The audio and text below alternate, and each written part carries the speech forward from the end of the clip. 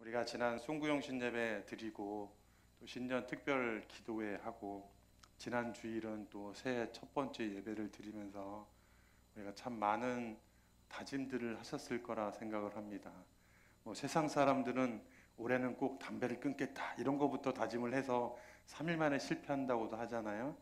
우리들은 1시간 기도 동행일기 꼭 하겠다 해가지고 가는데 작심 365일 되시기를 부탁합니다. 네.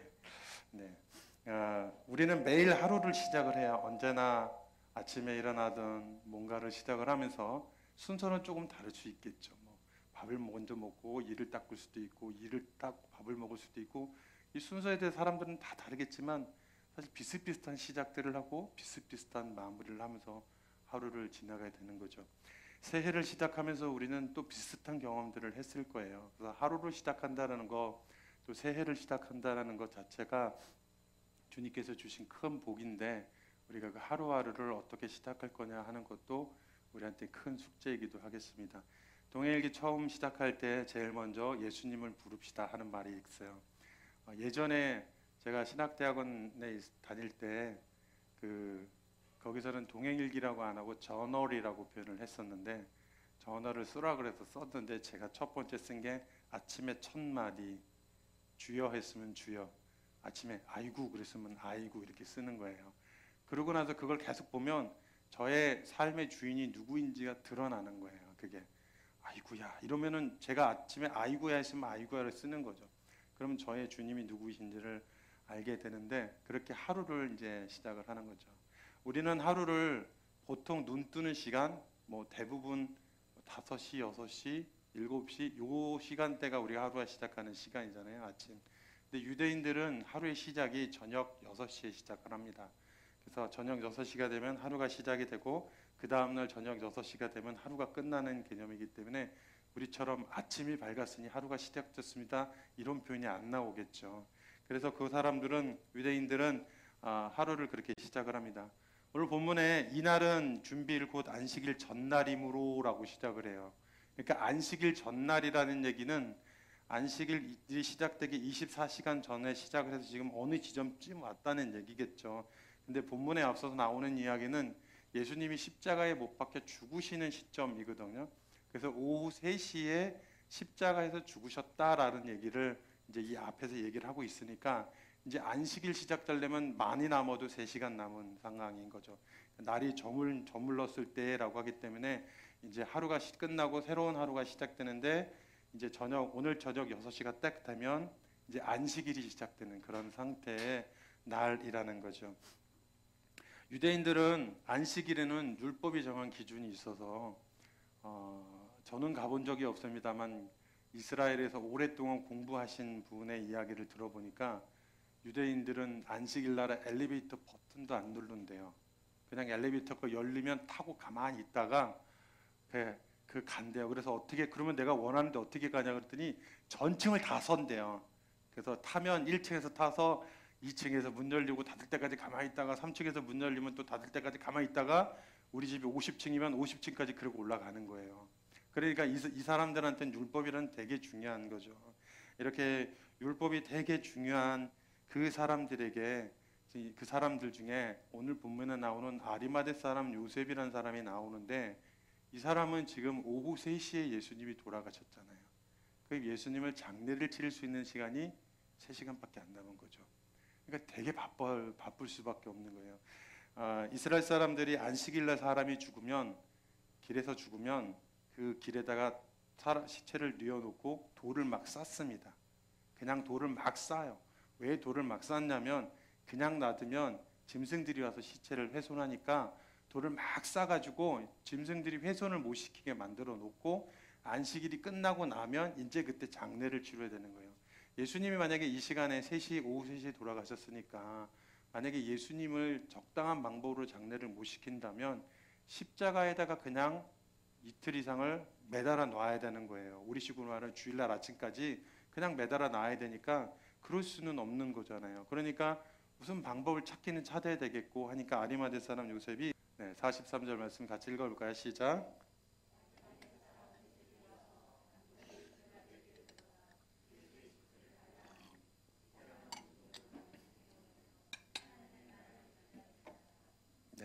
아리마대 사람 요셉이 한 4시 5시쯤 됐겠죠. 이제 금요일날 오후 4시 5시쯤 됐는데 이때 와가지고 예수님의 시체를 달라고 합니다. 본문에서 당돌이라고 표현을 썼는데 이 당돌이라고 하는 말은 용기를 내어라는 뜻이에요. 뭐 어떻게 보면 당돌할 수도 있죠. 왜냐하면 당시에 총독인 빌라도에 가서 예수 시체를 주시오라고 했는데 예수님이 지금 죽으신 이유가 정치, 혁명, 구테타 혹은 내란 선동 이런 제목이거든요. 그런 걸로 죽으신 예수님의 시체를 내놓으라고 하면 너도 그놈의 추종자지? 하고 야 얘도 가둬. 얘도 뭐가 있을 것 같아. 당연히 그렇게 유추할 수 있겠죠. 그러니까 당돌이 용기를 내어 예수님의 시체를 달라고 하는 건 쉽지가 않은 일인 것은 사실이었어요. 그래서 예수님의 시체를 달라고 하는 것은 단순히 그냥 죽은 사람을 장례하겠습니다 정도가 아니라 나도 이 사람과 정치적인 맥락을 같이 하고 있고 이 사람의 동지이고 이 사람의 추종자이므로 나도 가두시오 라고 하는 것과 똑같은 상황이기 때문에 요셉이 빌라도에게 가서 예수님의 시체를 달라고 한다는 것은 그렇게 쉬운 일은 아니었었습니다. 46절 말씀에 요셉이 세마포를 싸서 예수를 내려다가 그것을 싸서 바위 속 판 무덤에 넣어두고 돌을 굴려 무덤에 놓음에라고 나와 있습니다. 우리는 이 본문을 읽으면서 별로 뭐 특별한 게 없어요. 그냥 이 사람이 요셉이 예수님을 지극정성으로 세마포로 싸가지고 예수님을 이렇게 잘 이렇게 해서 바위 속에 판 무덤에다 넣고 돌을 굴려서 무덤을 닫았구나. 그냥 그 사실만 보게 되는 거죠. 근데 여기에 보이지 않는 중요한 사실 하나가 있는데 이때 당시에 정치범들은 가족묘에 묻을 수가 없어요. 그러니까 누군가가 어떤 정치적인 이유로 어떤 형벌을 받아서 십자가에 죽었다. 그러면 그 사람은 1년 이상은 그 가족들과 합장을 못하고 별도로 떨어진 곳에 장례를 치러야 되는 거예요. 그러면 요셉이라고 하는 사람이 아리마대 사람 요셉의 입장에서 생각을 해봅시다. 예수님은 분명히 정치범으로 죽었으니 예수님을 장례를 치르려면 우리 가족묘에다 묻을 수 없다는 건 지극히 당연한 거죠. 우리 가족도 아니고 그리고 우리 가족묘에 묻을 수 없는 정치범이니까 그러면 예수님이 십자가에서 죽으시고 예수님의 시체를 달라고 하셨던 그 시간 4시, 5시 정도까지 어쩌면 아침서부터 준비했는지 모르지만 어쨌든 그 시간에 새로운 무덤을 찾아서 계약을 하고 대금을 지급하고 그 무덤을 받았어야 되는 거예요. 그러니까 여러분들 우리 이렇게 장례 치러 보신 분들도 계시지만 보면 이렇게 돌아가셔서 3일 만에 어떻게 장례를 치를 건지 결정하는 것도 너무 힘들잖아요. 근데 이 아리마대 사람 요셉은 불과 몇 시간 만에 새로운 무덤을 찾아서 그것을 파고 만들고 다 해야 되니까 얼마나 정신이 없었을까 하는 그런 것은 우리가 짐작이 갈 수가 있겠죠. 그러면 도대체 아리마대 사람이 도대체 누구길래 갑자기 성경 복음서 후반부에 아리마대 사람 요셉이라는 이야기가 나와서 이렇게 중요한 역할을 했을까? 아리마대 사람 요셉이 예수님을 시체를 받지 않았다면 우리는 부활하신 예수님을 동굴에서 만나지 않고 다른 데서 만났을 거야 아마. 성경이 다르게 쓰여 있었겠죠. 지금하고는 달리. 십자가에 매달려 계시다가 3일 만에 부활하셨는데 얘들아 나 아파 내려줘 이렇게 성경이 쓰여 있을지도 모르는 거죠. 그러니까 전혀 다른 배경의 성경이 나와 있을 텐데 이 아리마대 사람 요셉으로 인하여 3일 만에 무덤에서 부활하신 예수 그리스도라고 하는 신앙을 우리가 갖게 되었으니까 이 사람이 한 행위는 단순히 예수님을 장세 지내는 행위 이상으로 엄청난 그런 가치가 있는 행동이라고 할 수가 있겠죠. 아리마대 사람 요셉은 15장 43절의 말씀에서 읽어보면 존경받는 공회원이다라는 말을 합니다. 존경받는 공회원이다라고 얘기하는데 이거를 아주 편하게 얘기하자면 유대 사회의 상위 1% 아니 0.1%라고 표현해도 될 정도로 굉장히 고급 고위직이다라고 생각하시면 돼요. 로얄 패밀리, 귀족 뭐 이런 거 가지고도 설명이 안 되는 유대인 전체 사회의 0.1% 정도에 들 수 있는 그런 대단한 사람이라는 거예요. 유대 사회에서 사내들인 공의회라고 하는 그런 법률 기관이 있는데 여기에는 딱 70명의 공회원이 있습니다. 이 70명이 율법에 정해져 있는 부분들에 대해서 판단하고 재판하고 그 다음에 처벌하고 하는 행동 그런 것을 하는 곳이기 때문에 산해드린 공의회에 들어간 공회원이 된다고 하는 것은 이거는 뭐 거의 불가능한 일이다 얘기해도 될 만큼 유대 사회에서는 엄청난 사람이라는 얘기예요. 그런데 그가 존경받는 공회원이요 하나님의 나라를 기다리는 자니라라고 했는데 사실은 이 말은 정말 앞뒤가 안 맞아도 이렇게 안 맞을 수가 없는 겁니다. 왜 그러냐면 여러분도 아시다시피 예수님이 이 땅에 오셔서 제일 먼저 하신 말씀이 무엇이냐면 회개하라 복음이 가까워 왔다. 복음을 믿으라라고 하셨잖아요. 복음은 하나님의 나라라는 거고 하나님의 나라가 가까웠으니 회개하고 복음을 믿으라라고 말씀하셨거든요. 예수님이 이 땅에 오셔서 처음 던진 화두가 하나님의 나라였고 그리고 예수님의 전생애를 통해서 말씀하신 것이 하나님의 나라였거든요. 그 하나님의 나라는 그냥 하나님이 통치하시고 다스리는 나라, 내가 내 안에 하나님이 계시고 내가 하나님과 하나이고 이런 정도의 개념이 아니라 하나님의 심판과 공의와 하나님을 믿음으로 인하여 천국에 간다라고 하는 구원에 관련된 모든 것을 포함하고 있는 새로운 이야기인 거예요. 그러니까 유대인들은 율법을 열심히 지키면 율법을 열심히 지키면 하나님이 기뻐하셔서 하나님의 나라에 들어간다고 생각했지만 예수님은 그 율법이 중요한 게 아니다. 그리고 그 율법이 아니라 우리 안에 오신 하나님과 함께 동행하고 하나님의 나라가 내 안에 들어오셔서 나를 통치하시고 나를 다스리시고 심판하시고 구원하시는 분이다라고는 믿음이 있는 사람이 하나님의 나라를 믿는 사람인 거죠. 그런데 존경받는 천주교 신부인데 우리 교회 장로요. 말이 안 되죠. 그렇죠?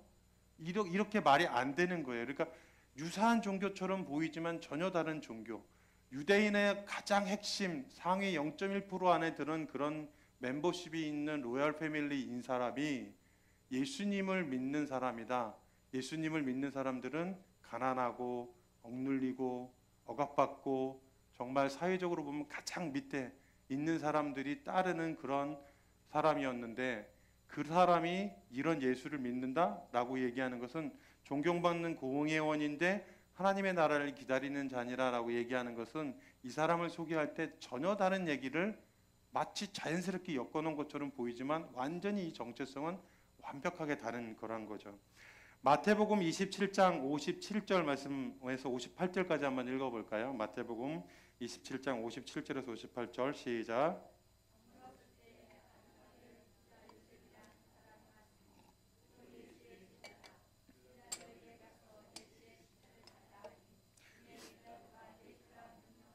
네, 57절의 말씀에 보면 요셉이라고 하는 사람이 왔는데 그도 예수의 제자라 이렇게 성경은 말하는 거예요. 그러니까 지금 아리마대 사람 요셉은 존경받는 공회원 70명 안에 드는 상위 1%에 드는 사람이면서 동시에 예수님의 제자래요. 그냥 예수님을 따라다니는 무리도 아니고 예수님의 제자라고 표현해요. 마태복음, 마가복음, 누가복음, 요한복음 세 복음서를 읽다가 보면 제자라고 표현하는 게 두 가지의 케이스가 있습니다. 우리가 알고 있는 12제자를 제자로 표현하고 나머지 사람들을 무리라고 표현하는 케이스가 있고요. 그리고 12제자와 예수님 가까이 있던 사람들까지 제자라고 표현하는 케이스들도 있어요. 그러니까 적어도 아리마대 사람 요셉은 예수님을 알고 예수님을 믿는 정도의 수준이 아니라 예수님과 굉장히 친밀한 사이를 갖고 있다는 거예요. 예수님의 밥을 어느 정도 드시면 이분이 식사를 그만하시는구나라는 정도 수준은 아시는 분이라고 얘기할 수 있을 정도로 예수님의 제자라는 표현을 쉽게 성경에서 쓰지는 않거든요. 이렇게 예수님의 제자인 아리마대 사람이 빌라도에게 와서 예수님의 시체를 내어주라라고 했습니다.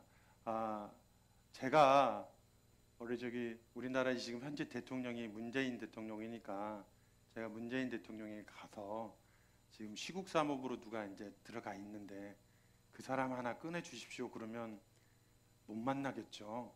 저 이상한 사람이라고만 하고 청와대 그 경비 쓰시는 분들이 그 돌아가시라고 왜 그러시냐고 하면서 아마 집으로 갈 거예요. 생각을 해보십시오. 아리마대 사람 요셉이라는 사람이 당시에 로마 총독부의 총독을 1대1로 독대할 수 있다. 그리고 독대를 했을 뿐만 아니라 감히 예수의 시체를 주시오라고 얘기할 수 있을 정도라면 유대 사회에서 상위 1%, 0.1% 드는 정도 수준이 아니라 로마 사회, 예루살렘이라고 하는 거대한 공동체 안에 있는 그 사회 체계 안에서도 굉장히 탑 클래스에 드는 사람 아니고서는 총독을 직접 만나서 정치범을 내달라고 얘기할 수 있을 정도는 어렵겠죠. 그렇다고 본다면 이 아리마대 사람 요셉은 우리가 그냥 알고 있는 꽤 높은 사람 정도 수준이 아니라 우리하고는 질적으로 다른 어마어마하게 높은 사람인 그런 사람이겠죠. 이렇게 예수님에게 예수님의 시체를 내어달라고 하는 그런 말을 빌라도에게도 그냥 서슴없이 얘기할 수 있는, 그리고 그렇게 얘기해 줬더니 시체를 내주라라고 명령을 하는 빌라도의 이 행동까지 보면 굉장히 아리마대 사람 요셉은 고위직이고 유대교 안에서 굉장히 권위자이고 그리고 무엇인가 할 수 있을 정도의 큰 업적을 가지고 있는 그런 사람이라고 할 수가 있겠습니다. 예수님이 십자가에 죽기 전에 빌라도를 만나서 빌라도의 심판을 받고 채찍을 맞으시죠. 그리고 그 직전에 무슨 일이 있었냐면 산헤드린 공의회라고 하는 곳에서 예수님이 재판을 받으십니다.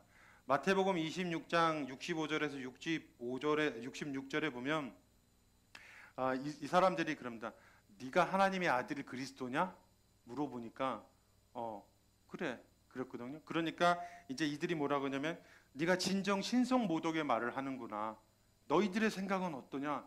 이 사람이 지금 이 예수라고 하는 이놈이 지금 하나님을 참남하게 얘기하고 있는데 이놈을 죽여야 되지 않겠냐 하고 지금 그 공의회에 있는 사람들이, 심판할 수 있는 권한을 가진 사람들이 지금 모여가지고 예수님을 죽여야 되냐 살려야 되냐 이 얘기를 하고 있는 상황이에요. 근데 이 상황이 어떤 상황이냐면 지금까지 말씀드렸던 것처럼 산헤드린 공의회라고 하는 70명이 모이는 최고 권위를 가지고 있는 공의회이거든요. 이 공의회에서 예수님을 죽일 건지 살릴 건지 이거를 결정하는 거예요. 여러 증인들이 나와서 예수님이 성전을 막 엎고 상을 엎고 성전을 뒤집어 엎고 이것은 만민이 기도하는 집이라고 하는데 맞는 말이긴 한데 엄청 기분 나쁘게 만들고 그리고 바리새인들이 오면은 어쩌고 저쩌고 하고 이것은 가이사의 것은 가이사에게 하나님의 것은 하나님께, 그래서 무슨 얘기인지는 알아듣겠는데 뭔가 계속 기분 나쁘게 만들어서 결국 예수님을 죽이지 않으면 안 되겠구나라고 생각했었던 유대인들 중에서 가장 높은 사람들이 모여서 예수님을 죽이기 위해서 모여 있는데 이 공의회에 바로 우리가 지금까지 얘기했던 아리마대 사람 요셉이 있었습니다. 누가복음 23장 50절 51절 말씀 같이 한번 읽어볼까요? 누가복음 50장 시작.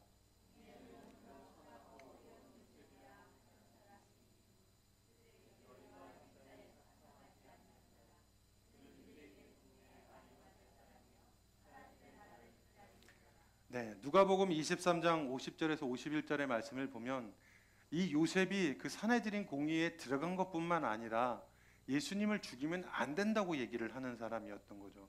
예수님을 죽이면 안 돼요. 저 사람은 그 정도 죄는 아닌 것 같아.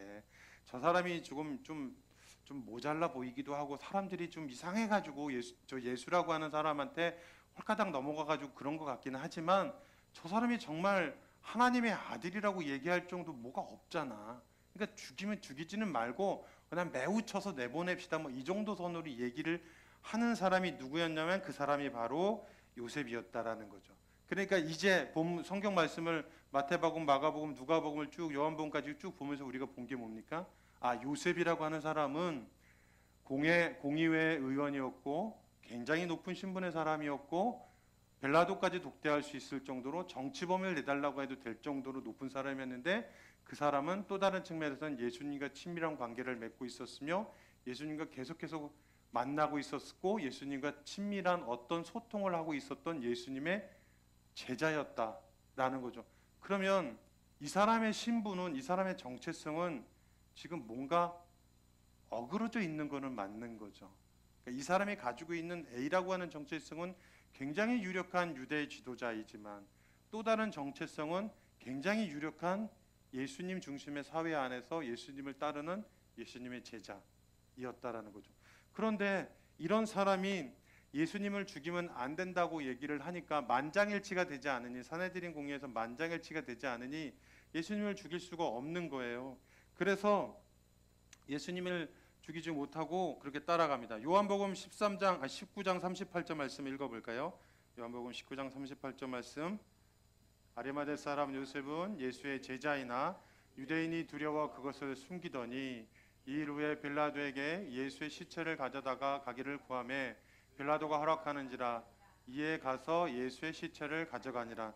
오늘 마가복음에 나와 있는 본문하고 비슷한 내용의 본문이긴 하지만 좀 보여주세요. 본문 좀. 네.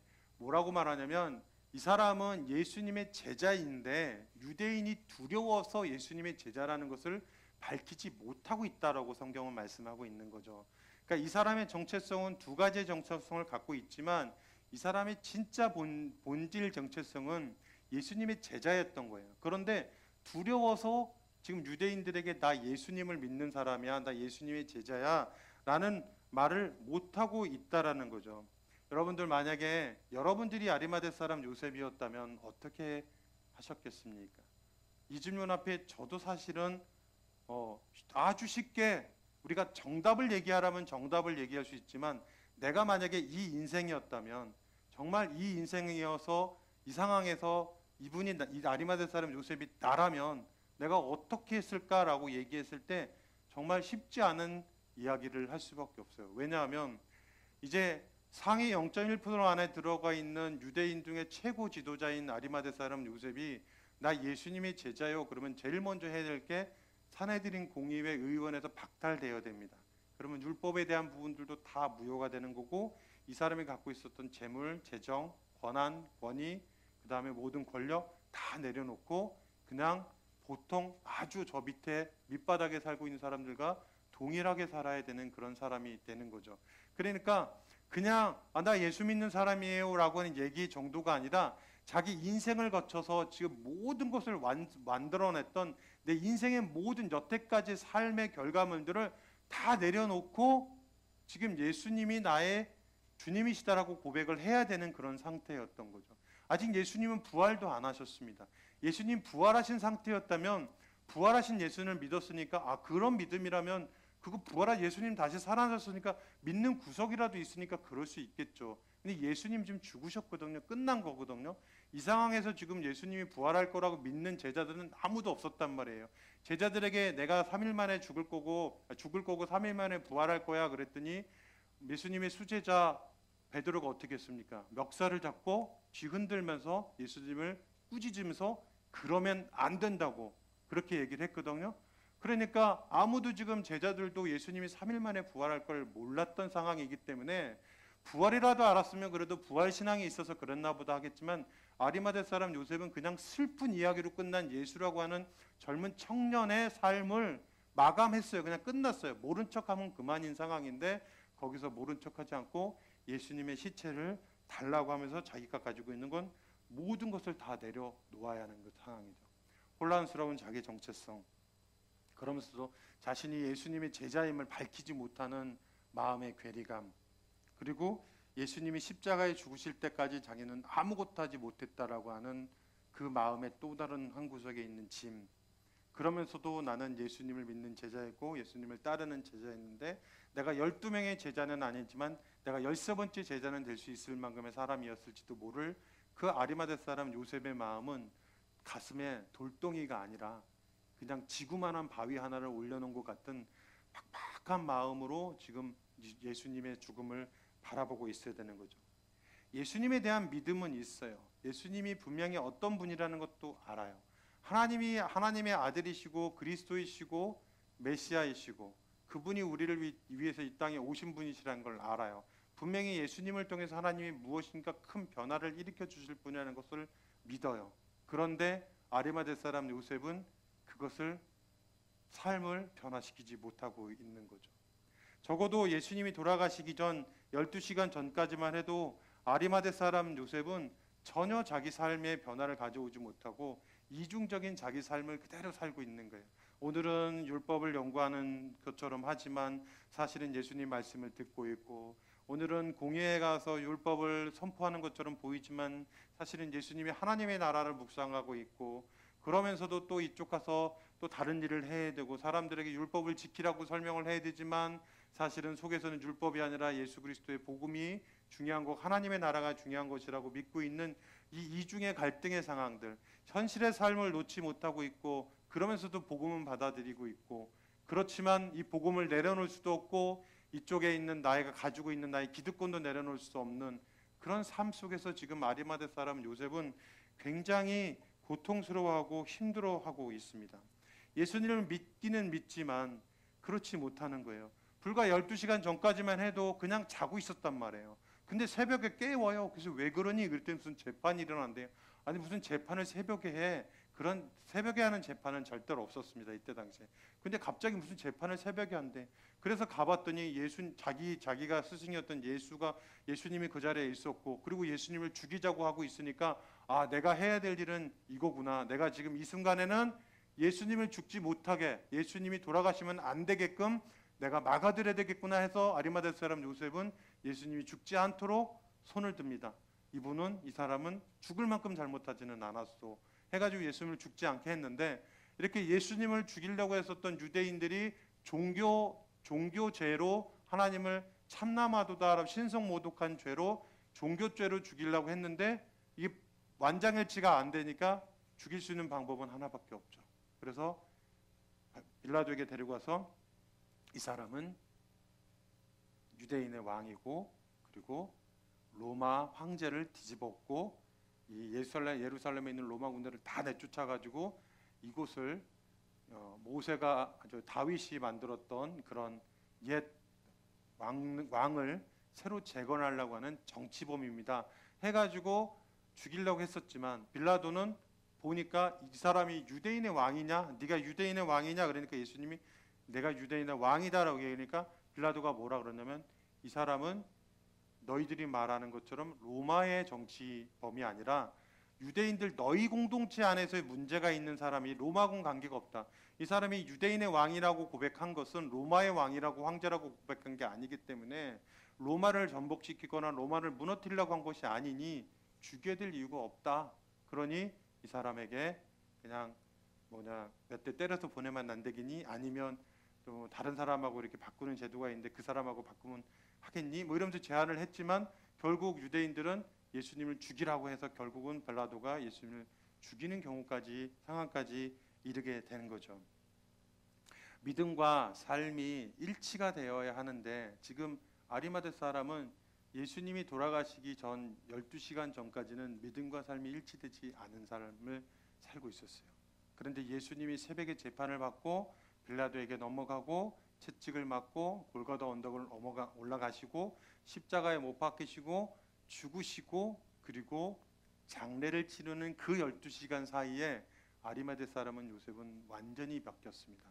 예수님이 더 이상 살 가능성이 없다고 판단한 이 요셉은 예수님을 위한 무덤을 준비했고 예수님만을 위한 돌무덤 안에서 예수님에게 세마포를 입히고 그것에 예수님을 안치하고 그리고 예수님의 장례를 준비하는, 이제 자신의 신분을 완벽하게 드러내는 그런 사람으로 변화를 하게 됩니다. 제가 알고 있는 분이 있어요. 실명을 거론하면 이게 조회 몇 번만 하면 다 나오시는 분이어가지고 실명을 말씀드릴 수는 없고요. 우리나라에서 이분을 얘기를 하면 외지간한 의사들은 다 알 정도로, 교수들은 다 알만한 정도의 분이 있는데 굉장히 유명한 역사학자들도 이름을 알고 있을 법한 그런 교회의 지금 현재 장로님이신데, 이분이 집사님이셨을 때 교회학교 부장님을 했어요. 초등부 부장님 선생님을 하셨어요.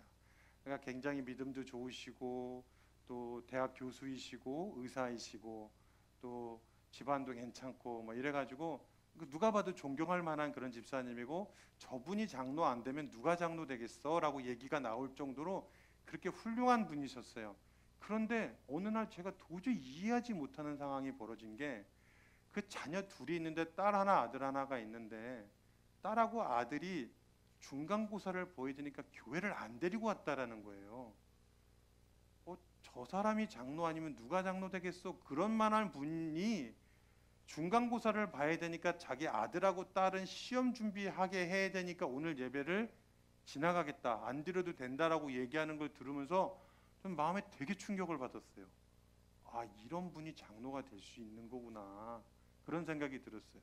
또 개인적으로 알고 있는 어떤 분이 있는데, 이분은 저를 만나면 당신은 하나님에게 헌금을 정말 많이 해서 하나님의 나라가 정말 부흥하는 것이 꿈이고 소망이고 정말 그런 일들을 하나님께서 나한테 소명을 주셨기 때문에 나는 그 일을 해야지 된다라고 말씀을 하세요. 근데 말 끝에 딱 두 마디가 더 나오는데, 근데 지금은 아니래요. 지금은 아니고 나한테 조금 돈을 좀 더 많이 벌게 해주시면 그때부터 시작을 하시겠대요. 그래서 제가 물어봤어요. 한 달에 매출이 얼마세요? 그랬더니 혼자 1인 사장님이신데 한 달 매출이 1,000만 원이래요. 그러면 어느 정도 벌지는 대충 나오겠죠. 너무 이윤이 박해도 그렇지. 한 달 매출이 1,000만 원인데 그것이 지금 돈이 없어서 하나님의 나라를 부흥시킬 만큼 헌금을 못 하시겠다는 얘기를 들으면서 저건 또 어떤 믿음인가라는 생각을 했어요. 또 제가 알고 있는 H 권사님 한 분이 있는데, 이 권사님은 그냥 아주 쉽게 사기꾼입니다. 아주 그냥 뭐 장로님 돈도 뭐 쉽게 떼어먹고 뭐 그러는 분이셨어요. 여러분도 아실 만한 분이신데, 제가 여태까지 인생을 살아오면서 가장 예수님 같이 살아가는 분이다라고 제가 얘기하는, 제가 너무 이렇게 인맥이 작아가지고 제가 그런 분들을 많이 몰라서 그렇겠습니다만, 여하튼 제가 봤을 때 가장 예수님처럼 살아가고 있는 분이시다, 예수님처럼 사는 분이다라고 얘기할 수 있는 그분인데, 이분은 우리가 생각할 수 있는 여러 가지 것들의 잘못을 다 하셨는데 지금은 완전히 돌아오셔서 정말 이분한테는 예수님 빼고서는 살 수 없는 그런 분이 되신 분이 있어요. 근데 이분은 돈도 많지도 않아요.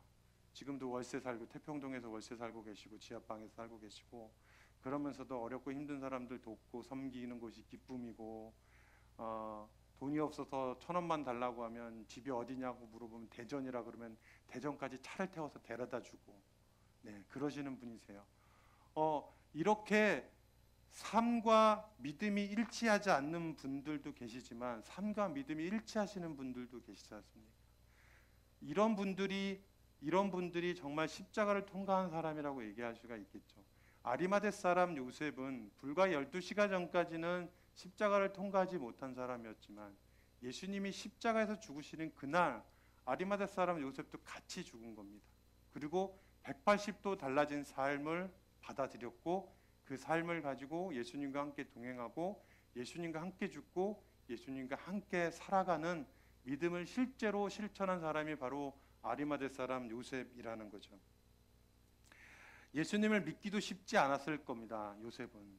왜냐하면 아시다시피 율법에 대해서 굉장한 권위자이고 율법을 누구보다도 더 잘 알고 율법을 달달 외우다 못해 그냥 말만 하면 다 확인이 될 수 있을 만큼 그런 사람이었던 사람이 예수님이라고 하는 갈릴리에서 온 30대 초반의 젊은 청년의 이야기를 듣고 저게 생명의 말씀이구나, 저게 하나님의 말씀이구나 라고 동의하고 돌아서기도 쉽지 않았을 겁니다. 그런데 그렇게 쉽지 않았을 아리마대 사람 요셉이 예수님을 믿은 이후에 기득권을 포기할 거냐 말 거냐를 가지고 고민하던 그때에 예수님이 죽으시는 것을 보고 결정을 내리는 거죠. 아까 우리가 봤던 요한복음의 말씀처럼 유대인들이 두려워서 자신이 예수님의 제자인 것을 고백하지 못했던 그 아리마대 사람 요셉의 모습은 정말 대단한 것이라고 생각을 합니다. 제가 직장 생활할 때 제가 여러분들에게 일일이 제가 어떤 죄를 지었습니다라고 말할 수 없을 만큼 어마어마한 많은 죄들을 짓고 정말 타락하고 잘못된 삶을 살아갔었습니다. 근데 그렇게 살면서도 제가 직장에서 꼭 지키는 것이 하나가 있었는데, 아침에 출근하면 잠깐이라도 기도하는 거. 진짜 말 그대로 잠깐 기도합니다. 한 5초 정도 기도할 겁니다. 그리고 식사할 때 기도를 오래 못하니까 감사합니다 주님 이렇게 안경 살짝 올리는 척하면서 예수님 고맙습니다, 잘 먹겠습니다, 이렇게 기도하는 정도. 요거는 제가 지켰어요. 정말 타락을 하고 완전히 개차반의 인생을 살았어도 회사 나와가지고 한 5초 기도하고 식사할 때 이렇게 살짝 안경 올리는 척하면서 기도하는 걸 했어요. 근데 어떤 젊은 직원 하나가 저한테 오더니 그 믿음이 부럽습니다 그러는 거예요. 그 말을 듣고 제가 진짜 놀랐어요. 왜냐하면 저는 제가 살고 있는 것도 개차반이지만 기도도 제대로 못해서 그냥 아침에 오면 살짝 고개 숙이는 척하고 한 5초 기도하고 안경 살짝 올려서 주시는 음식 잘 먹겠습니다 이렇게 기도하는 이 모습을 보고 저보고 그 믿음이 부럽다고 얘기하는 그 청년, 제 젊은 직원의 모습을 보면서 이게 지금 뭔가 잘못돼도 한참 잘못됐구나라고 생각하면서 고개를 들어서 봤습니다. 우리 교회가 한 150평 정도 되잖아요. 전체가 4층이. 제가 있었던 사무실이 한 300평 정도 돼요. 그리고 저희 사업 분야에 있는 사업 분과에 있는 직원들이 다 거기 모여서 근무를 하는데 거기서 이제 고개를 들어서 쭉 훑어봤더니 굉장히 많은 사람들이 있어요. 근데 제가 알고 있는 선에서 크리스찬은 5명도 안 돼요. 저 포함해서. 원래 예전서부터 저한테 예수 믿는다고 얘기했던 친구 하나하고 어쩌다 알게 된 사람들 3명 빼놓고는 예수 믿는다는 사람이 없는 거예요. 그러니까 그 300평 넘는 공간에 있는 전체 직원들 중에 예수 믿는 사람이 한 명도 없는데 이 직원이 와서 저한테 그 믿음이 부럽습니다 하니까 이제 6명 된 거죠. 근데 그 이후에 어떻게 하면서 알아보다 보니까 절반 가까이가 예수 믿고 있어요. 근데 아무도 식기도를 안 해요. 아무도 아침에 출근해가지고 기도하지 않아요. 그게 우리들의 삶인 거죠. 여러분들이 그렇게 산다는 게 아니라 한국 기독교인들의 대다수의 사람들이, 적어도 제가 몸담았던 회사에 있었던 직원들은 300평 정도 되는 그 넓은 곳에 고작 6명만 자신이 그리스도인이라는 것을 저만 알고 있을 정도로 그렇게 자신이 크리스찬인 것을 드러내지를 못합니다. 이게 우리가 하나씩 예수님의 사람, 예수님과 함께 동행하는 사람이라고 하는 것을 자신 있게 드러내지 못하는 것이 바로 12시간 절의 아리마대 사람 요셉과 우리의 모습과 동일하다는 거죠. 그런데 아리마대 사람 요셉이 변한 이유는 십자가를 통과했기 때문에 그렇다는 거죠. 예수님이 죽으셨을 때 나도 가지고 있었던 기득권 다 내려놓고 예수님이 죽으셔서 내가 정치범으로 몰리는 한이 있더라도 나 예수님의 장례를 치러드려야 되겠다고 얘기했던 진짜 12명의 제자들은 다 도망가고, 진짜 제자 같지 않았던 제자, 정말 자기 정체성 혼돈했었던 그 제자인 아리마대 사람 요셉만이 예수님의 무덤을 만들어드리고 예수님의 장례를 치러드리게 되는 이 모습을 보면서 정말 우리는 180도 다른 삶을 살아가야 할 것 같습니다. 사진 한 장만 좀 보여주십시오. 네, 사진을 좀 가만히 보시면 사람들이 뒤에서 보이시는지 모르겠습니다만 이렇게 쭉 둘러 앉아서 검정색 양복을 입고 꽤 괜찮은 사람들인 것 같아요. 앉아가지고 식사를 하고 있습니다. 그런데 위에 지붕이 있어요. 근데 밑에 그림이 좀 이상하지 않으신가요? 이 사진을 보면 밥 먹는 사람들의 모습을 아주 자세히까지는 못 보더라도 굉장히 편안하게 밥을 먹고 있잖아요. 그리고 위에도 햇빛을 가리던 비를 가리던 지붕이 있는데 그 뒤에 있는 배경이 조금 이상합니다. 다음 사진 한번 볼까요? 이렇게 식사를 하고 있는 겁니다. 지상 50m의 크레인을 띄우고 저기서 지금 만찬을 하고 있는 거예요. 여러분들 만약에 우리 여기 있는 분들 제가 식사 대접하겠습니다. 저희 미국 올랜도에 있다고 하는데 저는 안 가봤습니다만 여러분들이 원하시면 제가 모시고 가겠습니다. 그런데 여러분들 저기 올라가는 데 조건이 하나 있습니다. 언제 떨어질지 몰라요. 그러면 올라가시겠어요? 저기서 진짜 맛있는 걸 주고 제가 미국 왕복 비행 티켓에다 완전히 진짜 세상에서 제일 좋은 음식을 드린다고 해도 저 50m 크레인으로 올라가가지고 있는 저기서 언제 떨어질지 몰라요. 식사 맛있게 하세요. 그러면 아마 가신다는 분 한 분도 없으실 거예요. 근데 저 사람들은 왜 저렇게 먹을까요? 절대로 안 떨어진다는 믿음이 있기 때문에 그런 거죠. 절대로 안 떨어지고 절대로 죽지 않는다는 믿음이 있기 때문에 저기 가서 밥을 먹을 수 있는 겁니다. 우리가 야고보서 1장 22절의 말씀을 읽어보면 너희는 말씀을 행하는 자가 되고 듣기만 하여 자신을 속이는 자가 되지 말라라고 말씀을 하십니다. 복음이 우리 안에 들어왔어요. 우리가 죄인이기 때문에 우리가 예수님처럼 완벽한 사람이 될 수는 없습니다. 사람이기 때문에 죄도 짓고 마음에 악한 마음도 품고, 그리고 제가 지난주에 출근을 하다가 저도 모르는 사이 제가 욕을 했어요. 끼어드는 사람한테 깜짝 놀래가지고. 그래서 제가 제 입을 붙잡고 깜짝 놀랐어요. 내가 아직도 이런 욕을 하고 사는구나. 그리고 제가 깜짝 놀랐는데 정말 저한테 선한 것이 나올 수가 없어요. 그러니까 저뿐만 아니라 우리 모두에게 선한 것이 나올 수가 없죠. 우린 죄인이죠. 우린 죄인이기 때문에 언제든지 죄를 지을 수 있는 그런 사람들입니다. 그렇기 때문에 우리가 할 수 있는 것은 말씀을 들으면 행하는 자가 되어야 하는 거죠. 말씀이 내게 들어왔는데 어떻게 행하지 않겠습니까? 어떤 청년이 어떤 자매를 좋아하면 티가 나요. 그래서 여러분들 다 보이시죠? 야, 쟤네 둘이 어떻게 하나 봐. 쟤 되게 좋아하나 봐. 이게 보여요. 자기 안에 어떤 것이 들어오면, 내 안에 어떤 것이 들어오면 그걸 속일 수가 없어요. 마음을 속일 수가 없거든요. 그런데 우리 안에 말씀이 들어왔으면 말씀을 행하는 자가 되게끔 되어 있거든요. 왜? 성령님께서 내 안에 들어오시면 성령님이 내 안에서 말씀하시는 것들 듣고 그대로 행할 수밖에 없기 때문에 그대로 말씀을 행하는 자가 되는 거예요. 어떤 행하고는 믿음, 율법의 믿음이 아니라 주님이 우리 안에 들어오셔서 우리 주인 되시고 우리에게 말씀하시는 분이 맞다면 우리가 그분의 말씀대로 순종하는 사람이 되고 그 말씀대로 행하는 사람이 되어야만 하죠. 그런데 야고보서 1장 22절 말씀의 후반부에는 자신을 속이는 자가 되지 말라라고 말씀을 합니다. 아리마대 사람 요셉은 예수님 장례 치르기 12시간 전까지는 자신을 속이는 사람이었던 거예요. 지금까지 자신을 계속 속였던 거죠. 나는 예수님의 제자고 하나님의 나라를 기억하고 하나님의 나라를 믿고 있음에도 불구하고 내가 가지고 있는 것을 내려놓을 수 없는, 그래서 이 양쪽의 이점을 다 가지고 있는, 나는 유대 사회에서 공경도 받고 돈도 많이 벌고 로얄 패밀리로 살면서도 예수님 믿고 하나님 나라에 들어가서 천국을 누리고 하나님이 통치하는 세상 속에서 심판을 면하고 구원을 받는 존재가 될 거야라고는 양쪽의 것을 다 가지고 있는, 그래서 두 가지를 다 취하고 있는 사람에게 어떻게 하나님이 온전히 그 사람에게 역사할 수 있었겠습니까?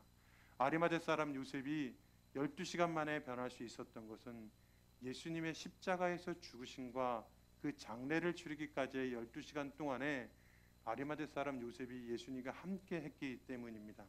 사랑하는 성도 여러분들, 믿음은 나를 변화시킬 수밖에 없습니다. 내가 안 변해요. 주님, 제가 이렇게 하는데 제가 안 변해요. 그래요. 쉽게 안 변해요. 사람은 정말 쉽게 안 변합니다. 그러나 복음이 내게 들어오면 반드시 변합니다. 반드시 변할 수밖에 없습니다. 복음이 내게 들어와서 나에게 복음이 말씀하시고 십자가를 통과한 복음의 말씀이, 십자가의 말씀이 내 안에서 성령께서 말씀하시는데 안 변한다라고 하는 것은 그럴 수가 없어요. 우리 오늘도 아리마대 사람 요셉과 함께 12시간 예수님의 십자가의 그 시간을 같이 동행하는 그런 사람들이 이미 되셨었고 이미 되시고 있고 앞으로도 계속 그렇게 살아가실 것이기 때문에 우리는 반드시 변할 겁니다. 복음이 내 안에 들어왔으면 그 복음 때문에 내가 변할 수밖에 없고, 그리고 나를 속이지 않게 되는 겁니다. 자기 자신 안에 있는 내 안에 있는 죄성들은 어떻게 할 수가 없습니다. 그리고 내 안에 내가 죄인이기 때문에 본질을 가지고 있는, 죄성을 가지고 있는 본질이 내 안에 있기 때문에 그 죄를 가지고 씨름을 하고 고통스러워하고 아파합니다. 그러면서도 다시 예수님께 돌아와서 십자가 통과한 사람으로서 주님, 저 오늘 180도 바뀐 아리마대 사람 요셉이 되겠습니다. 주님, 저를 용서해 주십시오. 바울이 사울이었을 때 예수님 죽이려고, 예수님 믿는 사람 죽이러 갔다가 부활하신 예수님 만나고 변했지 않습니까? 예수님이 나를 따라오너라 너희들을 사람을 남는 제자가 되게 하리라 하면서 제자들을 부르셨을 때 그 사람들이 모든 것을 다 버려두고 예수님을 따라간 거죠. 그건 무식한 게 아니에요. 그거는 가족도 가정도 모든 걸 다 팽개치는 무책임한 가정의 얘기가 아니라 예수님을 따르는 사람은 이전에서부터 180도 달라지는 아리마대 사람 요셉과 같은 삶으로 살지 않는다면 우리의 삶은 복음이 나를 바뀔 수 없고 내가 나를 속이는 존재가 될 수밖에 없습니다. 우리 오늘 같이 기도했으면 좋겠는데